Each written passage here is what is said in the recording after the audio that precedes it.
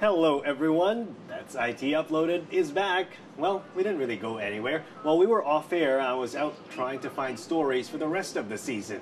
And we managed to catch up with Nokia CEO, Mr. Stephen Elop. As you know, Nokia is going through some challenges, so we sat Mr. Elop down on the That's IT hot seat so you can hear his plans from the man himself. What you're about to see will be Mr. Elop's first and so far only broadcast interview in Asia. So let's listen in on this That's IT exclusive. What do you say to people who would say that Nokia is a has-been?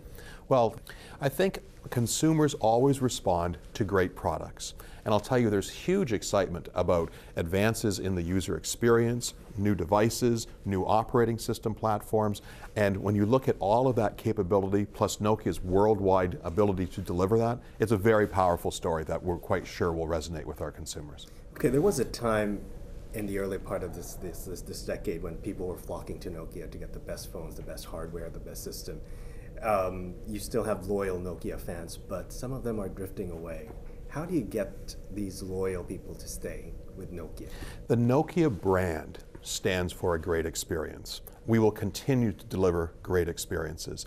Last quarter alone, 28.5 million people purchased Nokia smartphones around the world, more than any other smartphone platform. And it's those types of things, those patterns, that really help the company and really help our consumers. So what do we expect from that partnership with Microsoft? What we should all expect, and indeed what we're working towards, is the establishment of a new ecosystem, a new environment where iconic hardware, brilliant software, and all of the services in the internet that are required to deliver great experiences are brought together. Well, Microsoft Phone 7 right now are sort of in the higher end of the spectrum. Would Nokia do something about that, drive it down to the middle or to the lower? Yeah, so it is the case that the initial Windows Phone devices were at the high end of the price range.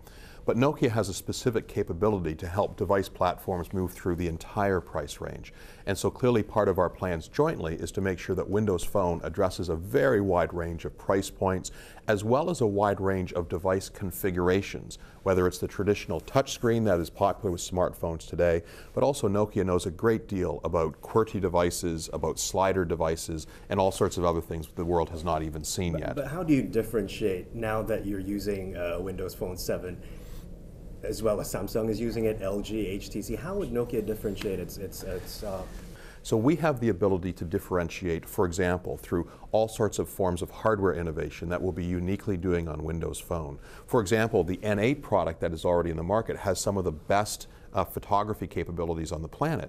You'll see those same type of capabilities uniquely in our Windows Phone offerings, as one example.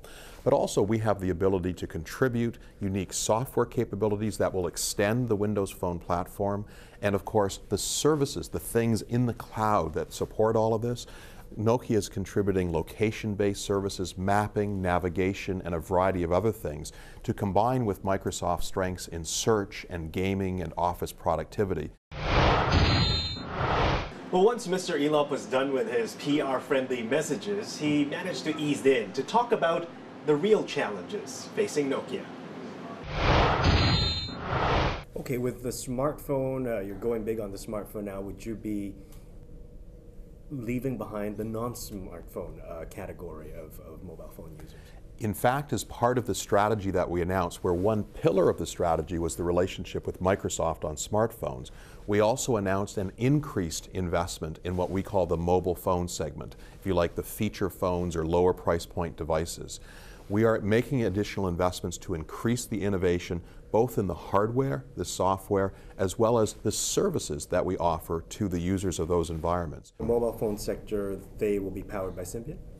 So the mobile phone segment today is powered by Series 40, and so you will see continued investment in Series 40 as well as successor products and efforts in that area. We're not going to see that disappear? No, not at all, not at all. How much commitment does Nokia have on keeping the Series 40? So the entire mobile phone space, whether it's Series 40 and successors and plans that will evolve as they always do over time, this is a major area of investment. It's an area to which we're deeply committed, and there's a lot of good reason for that. First of all, when you look at the opportunity to get the next billion people connected to the internet, there's huge potential there to help people in their communities. I mean, the facts today, about 80% of the world's population is within cell phone signal range, but only 20% of the world's population has ever had an internet experience. Okay, with the partnership with Microsoft, what happens to the MeeGo platform? So the MeeGo platform, we're looking forward to a first MeeGo device being distributed this year. Our plans then are to transition the MeeGo effort into, if you like, an investigation of the future disruptions. What comes after the way we look at the mobile world today? Because the only thing we're certain of is all of this will also change over time. And as part of our strategy to lead in these areas, we're taking some of those investments and saying, what's the next disruption? And of course, if you ask, what is the next disruption? Stay tuned. Stay tuned. All right, when are we going to see your first Windows Phone 7 phone? So what we've said is that you'll see Windows Phone 7 devices from Nokia in the market in volume during 2012. Clearly the pressure is on to see some of those first devices in 2011, but we haven't yet given a specific date for that. Okay, the recent bad press Nokia has been getting from late last year, do you think it's a perception problem, perhaps because Nokia phones are not really visible in the United States where all the press is being driven? Does that have something to do with it? Well, certainly the perception of the Nokia brand is a function of the success we're having in particular markets.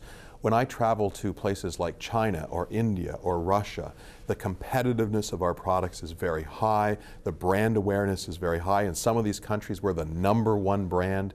Here in the areas of Malaysia and Singapore, we're either the #1 or #2 brand. So there's many people all over the world who have a locally relevant perception of Nokia.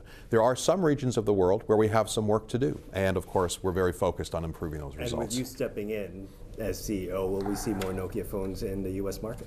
So it's clearly important to us to have success in the U.S. market, and that's part of our strategy, is to make sure that we select approaches and build devices that will be successful in that marketplace. Well, that interview was shot just 1 week before Nokia announced the massive layoff affecting up to 7,000 employees. We tried to get a statement from Mr. Elop, and he said that Nokia has, in his words, a new focus, which will reduce its workforce, which he says is a difficult reality. So we wish Nokia all the best and good luck to all the affected employees. Share your thoughts with us on Facebook or Twitter. I'm Timothy Go. That's it.